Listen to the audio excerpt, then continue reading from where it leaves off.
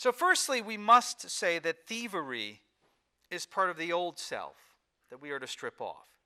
Stealing, in other words, is part of the corruption that comes from deceitful desires, meaning that it's the result of being deceived concerning what is truly valuable. As an example, the essence of Satan's temptation of Jesus in the wilderness was to try to get the Messiah to take the easy way out, we might say. To take a shortcut to his exaltation as King of Kings and Lord of Lords.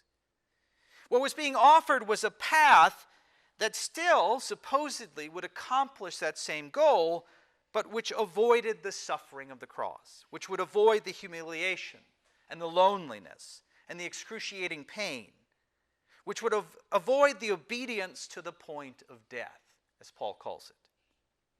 Humble yourself before me, promises Satan, and I will lift you up without you having to make this sacrifice. Which is ridiculous anyway, right? I mean, people rarely are willing to die for a righteous person. Why on earth would you, Prince Emmanuel, die for a worthless peasant? A promise that would have been very tempting. But of course, it's a lie. Because it would have only made Jesus the God of this world for a short time.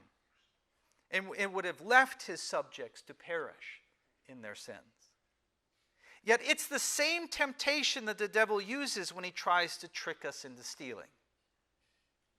Whether that theft be in the form of shoplifting, or fudging expense reports, or taking extended breaks at work, or receiving disability from the government when you are able-bodied, and on we can go.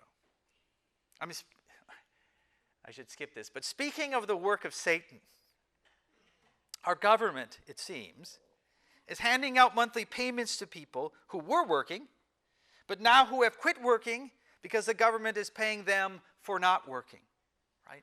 And as a result, we are experiencing, apparently, a giant labor shortage. It's just another one of the problems we are facing. Now, we might be tempted to say to this, I understand why these people have made the choice that they have, because why would I work when the government is willing to give me money not to work?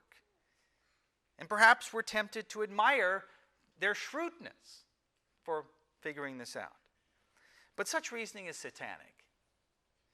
It is nothing but a demonic temptation to try and trick people into taking a shortcut to the reward, the easier path than honest, hard work.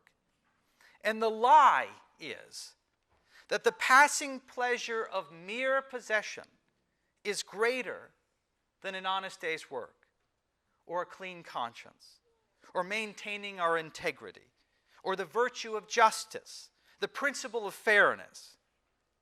Because at the end of the day, it's just robbery. That's all it is.